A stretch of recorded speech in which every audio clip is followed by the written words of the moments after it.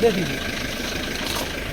नहीं लिया गया तो हम हाईकोर्ट के फैसले का सम्मान करते हैं। नहीं लेना है भाई।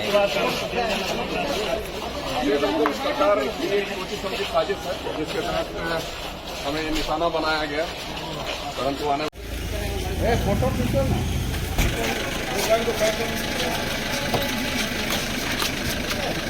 दे दीजिए।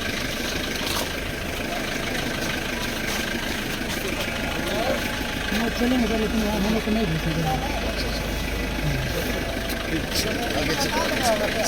नंबर में दिखाना।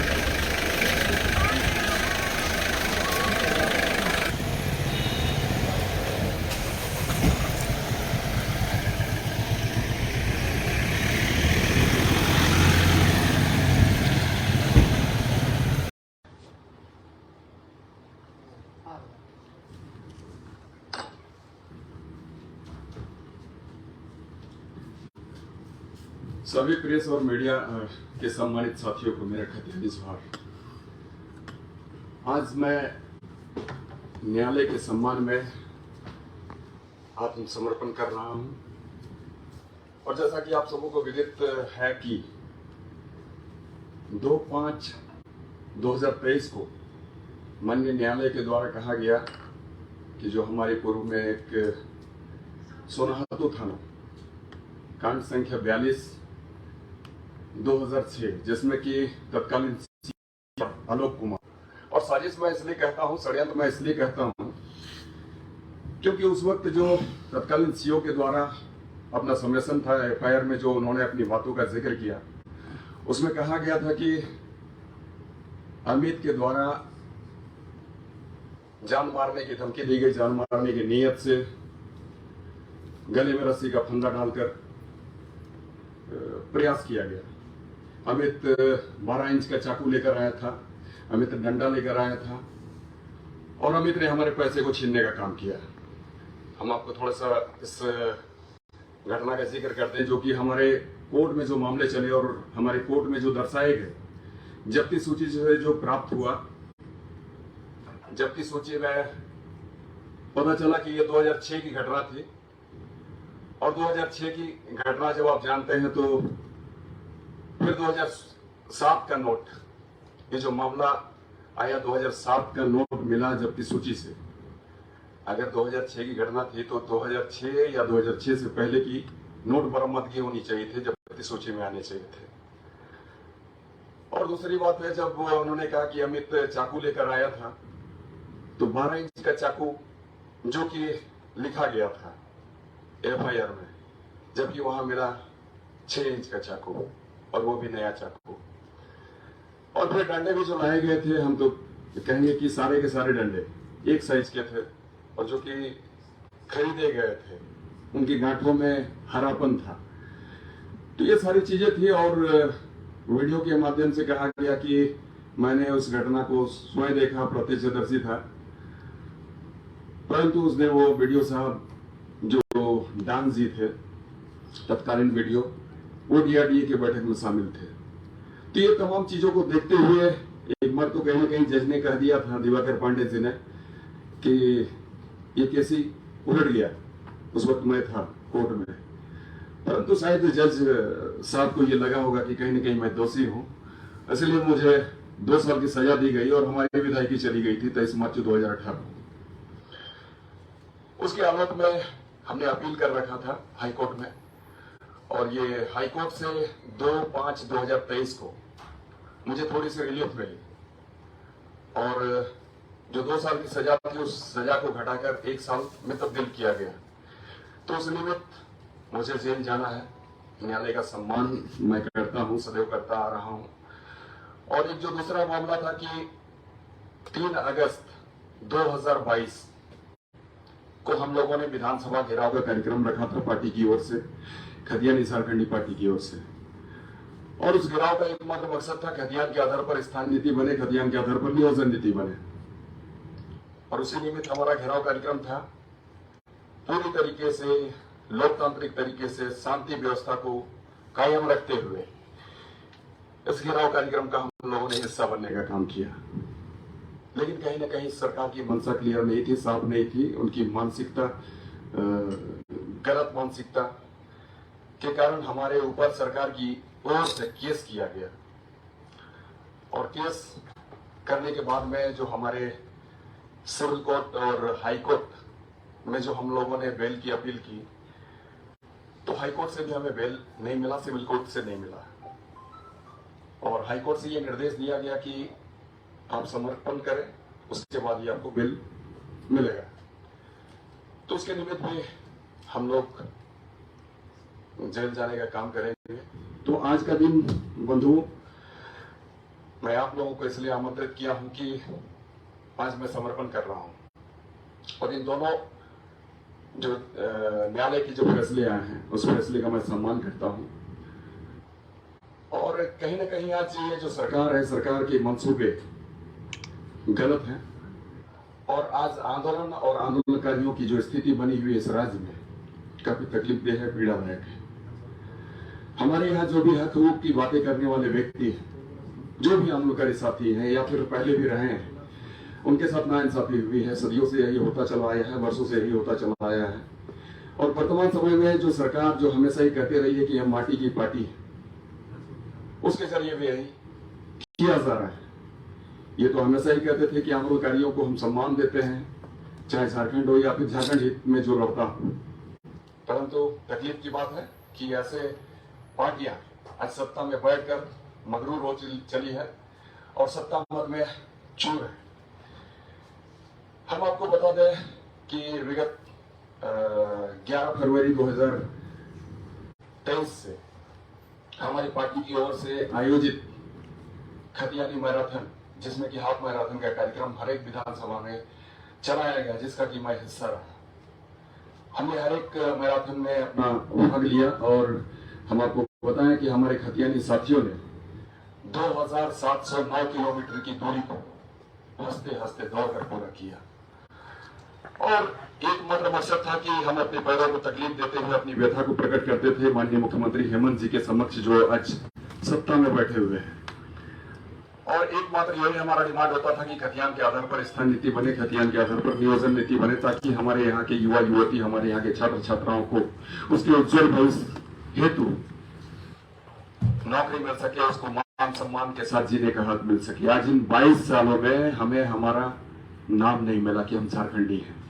यहाँ तो जो 15 सालों से जो रहते चले आ रहे हैं, 10 सालों से रहते चले आ रहे हैं, 5 सालों से रहते चले जा रहे हैं, 20 सालों 25 सालों से रहते चले आ रहे हैं, उसके पैदल हमें खड़ा किया जाता है जो कि खतियानी है, जो कि न जाने यहाँ कितने वर्षों से रह रहे हैं।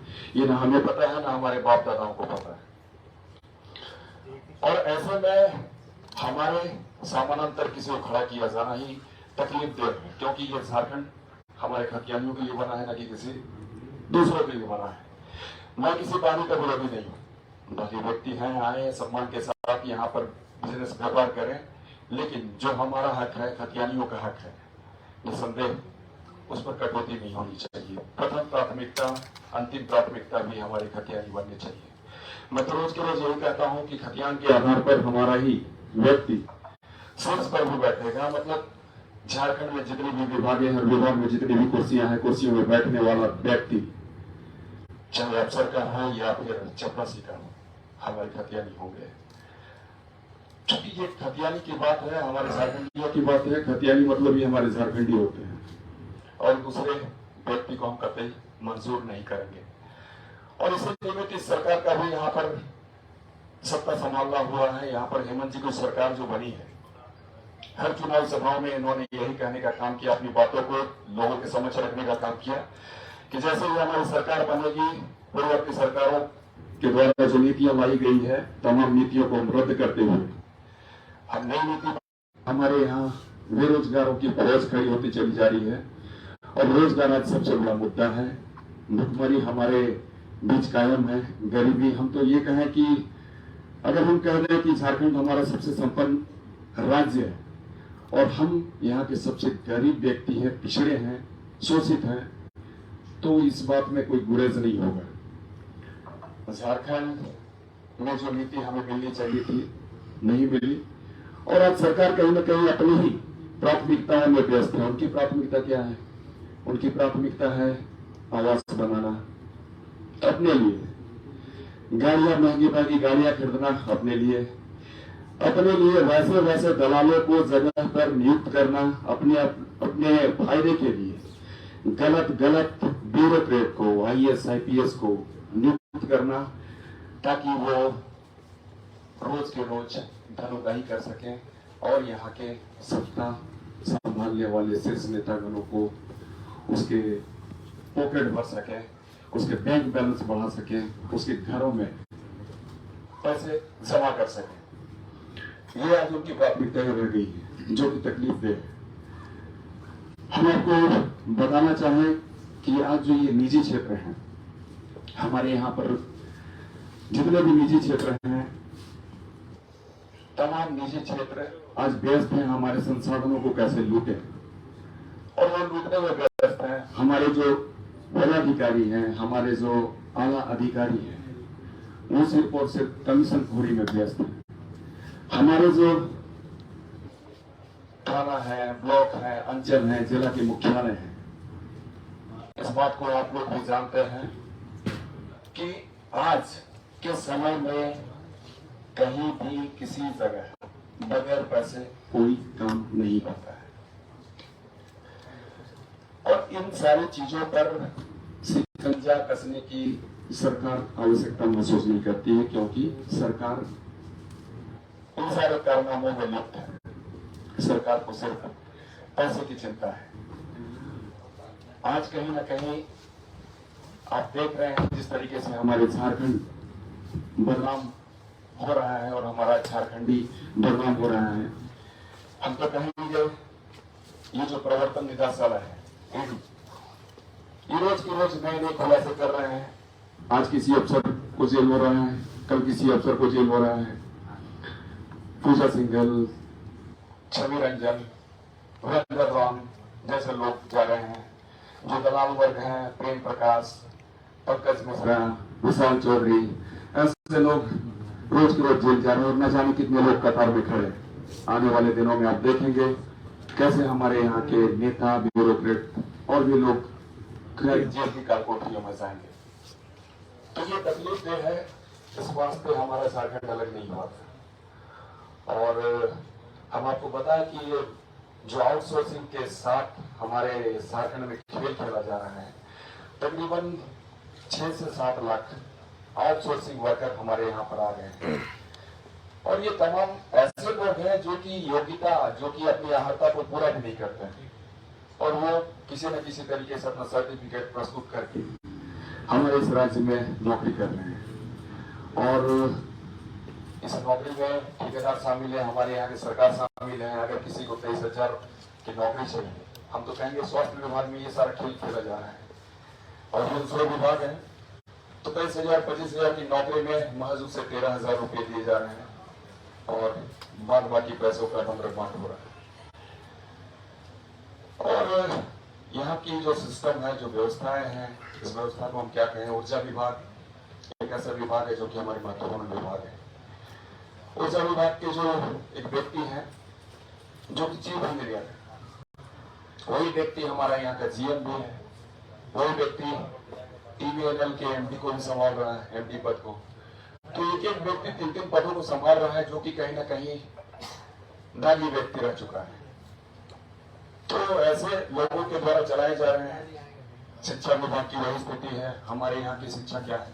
हमारे यहाँ की शिक्षा की ये स्थिति है कि भवन है पर शिक्षक नहीं है, हमारे बच्चे हैं पर शिक्षक नहीं है, और टीचर की बदौलत हमारे काम चलाए जा रहे हैं। और पानी की व्यवस्था आप समझ सकते हैं क्या स्थिति बनी हुई है हमारे इस राज्य में। पानी को लेकर हाहाकार मचा हुआ है। बिजली की दुर्दशा, जिसके कि मंत्री माननीय मुख्यमंत्री जी हैं। तो इन सारी चीजों को सरकार कभी गंभीरता से ले नहीं रही है, और सरकार को कोई लेना देना नहीं है। और ये विपक्ष वाले लोग आज इसलिए शांत बैठे हैं क्योंकि उन्हें लगता है कि आज कहीं न कहीं हमारे अधूरे कार्यों को ये हेमंत जी की सरकार पूरा करने में लगी हुई है। तो ये तमाम चीजें हैं और ये तकलीफ का विषय है। आज अगर खतियान के आधार पर स्थान नीति, नियोजन नीति का निर्धारण हो जाता है तो निसंदेह 8 लाख जो यहाँ पर रिक्तियां हैं उन तमाम रिक्तियों को भर देने से 8 लाख लोगों को नियुक्ति मिल जाती, हमारे खतियानी खुशहाल हो जाते। और हम तो ये कहेंगे, अगर कोई एक व्यक्ति नौकरी करता है, रोजगार से जुड़ता है, तो उसके 10 लोग जो उसके परिवार में शामिल होते हैं, वो तमाम लोग खुश होते हैं, उसका बेहतर तरीके से भरण पोषण होता है, जीवन यापन होता है, उसका लिविंग स्टैंडर्ड हाई हो जाता है, तो 80 लाख लोग हमारे खुशहाल हो जाते हैं। परंतु सरकार की मंशा नहीं है। और हम तो ये कहेंगे, सरकार कहीं ना कहीं गलत नीतियां बनाने का काम कर रही है, त्रुटि छोड़ने का काम कर रही है। जमीनें लगा के आज ईडी पर सिकंजा कसने का काम कर रही है। लोग आंदोलित हैं, हमारे यहाँ के बच्चे आंदोलित हैं, हर जगह खतियान खतियान खतियान की बातें हो रही है। तो इन्होंने 32 की बात की, और आप जानते हैं किस तरीके से इन्होंने त्रुटियों को छोड़ने का काम किया है। अगर कोई हमारे यहाँ का जरूर व्यक्ति, अगर उसका बच्चा कहीं कोई बाहर दूसरे प्रदेश में पढ़ता होगा, तो वो यहाँ का अभ्यर्थी नहीं बन सकता है, तृतीय चतुर्थ वर्ग के एग्जाम में वो शामिल नहीं हो सकता है। और उन्होंने 32 की बात कहकर यहाँ 1908 वाले को छोड़ने का काम किया, 64 वाले को छोड़ने का काम किया। अरे हम तो यही कहते हैं कि अगर सरकार की मंशा साफ होती, तो जिस तरीके से बिहार में नीति लागू है, अंतिम सर्वे सेटलमेंट हर जिले का है, उसे भी ये यहाँ पर अपने यहाँ लागू करवा देती। किसी भी तरीके का कहीं भी कोई विरोधाभास नहीं होता, और कोर्ट भी हर एक चीजों को सम्मान देती। हम तो ये भी कहते हैं कि पॉलिसी मेकर जो होते हैं, हमारे पॉलिसी बनाने के लिए सरकार के पास पैसे भी होते हैं, इनके पास विशेष फंड होता है। अब उस फंड का सदुपयोग करें। और जो हमारे रिटायर्ड जस्टिस हैं, चीफ जस्टिस ऑफ इंडिया, अगर उनके द्वारा कोई बेहतर प्रारूप बनाया जाता, खतियान के बेस पर, खतियान के आधार पर स्थान नीति बन जाती, नियोजन नीति बन जाती, तो कोर्ट इस पर कहीं भी कभी भी हस्तक्षेप नहीं करता। साथ साथ राज्यपाल भी हिम्मत नहीं जुटा पाते।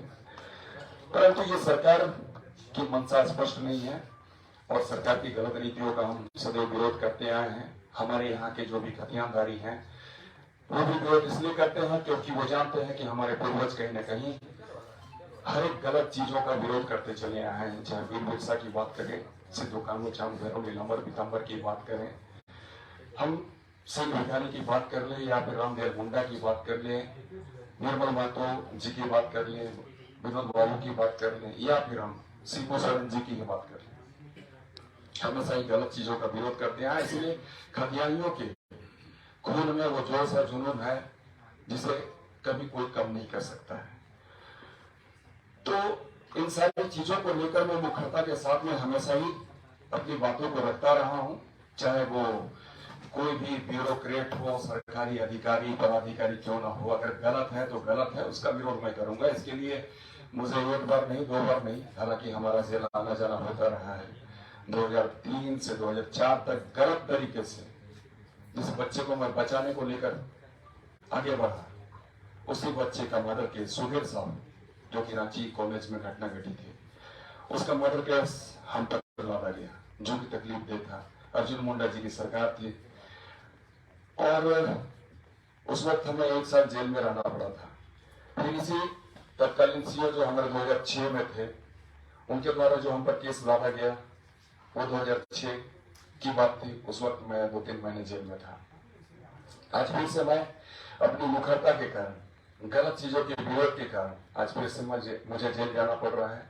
तो निसंदेह जहां जहां गलत होगा, अमित खामोश नहीं बैठेगा, हम उसके विरोध में आवाज उठाएंगे। और उसके लिए हमें 1 बार नहीं, 2 बार नहीं, 4 बार नहीं, 1000 बार भी अगर जेल जानी पड़े, जेल में ही हमें समय गुजारना पड़े, तो हमें ये मंजूर है। क्योंकि ये खतियानी हित की बात है, झारखंडियों की बात है, झारखंडी की अस्तित्व अस्मिता की बात है। ये तकलीफ की बात है कि झारखंड राज्य हमारा अलग हुआ, परंतु हमने उस लड़ाई में योगदान, अपनी भूमिका नहीं निभा सकी, क्योंकि उस वक्त मैं पढ़ाई कर रहा था। परंतु आज जब खतियानी की बात होती है, झारखंडी की बात होती है, तो निसंदेह मैं पीछे नहीं हटूंगा, और हमेशा ही हमारे कदम आगे बढ़ेंगे, ना हम रुकेंगे ना हम झुकेंगे। और आज आप तमाम जितने भी साथी आप यहाँ मौजूद हैं प्रेस सभागार में, आप सभी सम्मानित साथियों के माध्यम से मैं सत्तासीन सरकार को चेतावनी देता हूँ कि कि आप ससमय अगर खतियान के आधार पर स्थानीय नीति नियोजन नीति का निर्धारण नहीं करेंगे तो निसंदेह आने वाले दिनों में आपका अस्तित्व खत्म हो जाएगा और ये हम नहीं जमाना देखेगा। तो आज हम इसी निमित्त आप तमाम लोगों को अपनी बातों को रखने के लिए आमंत्रित किए थे और इन्हीं चंद बातों के साथ मैं अपने वक्तव्य को विराम देता हूँ। धन्यवाद। जी, माजी सरेंडर कर रहे हैं। थोड़ा सा और आगे रुकिए रुकिए।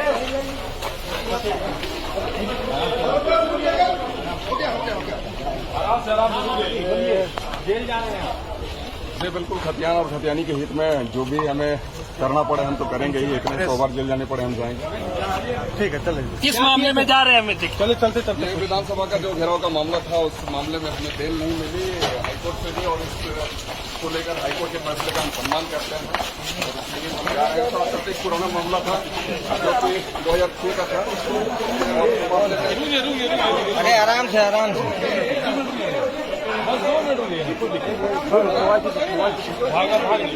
पूछाइए। 2006 का मामला था जिस मामले में न्यायालय के द्वारा हमें 1 साल की सजा दी गई थी। उस मामले में हम जेल जा रहे हैं। साथ साथ जो विधानसभा घेराव का मामला था जो कि 3 अगस्त 2022 हमारे हाईकोर्ट के द्वारा बेल नहीं दिया गया तो हम हाईकोर्ट के फैसले का सम्मान करते हैं। नहीं लेना ये बिल्कुल सरकार की एक छोटी समझी साजिश है जिसके तहत हमें ये निशाना बनाया गया, परंतु आने वाले दिनों में ऐसे सरकार को बोल रहे कि खतियान की बात करना ही आपके लिए गुनाह होगा, इसी वजह से आपको जेल जाना पड़ रहा है। नहीं, गुनाह तो हम नहीं कहेंगे। खतियान की बात हम हमेशा ही करते रहेंगे। खतियानी की चिंता हमें है, झारखंड की चिंता है, स्मार्टी की चिंता है, अरकंडी की चिंता है और इसलिए में जितनी भी हमें आवाज उठानी पड़े, जहाँ कहीं भी उठानी पड़े हम उठाते रहें, उठाते रहेंगे और हम तो यही कहेंगे कि इस खतियानी हित को लेकर हमें एक बार या 100 बार जेल जानी पड़े हम तैयार हैं।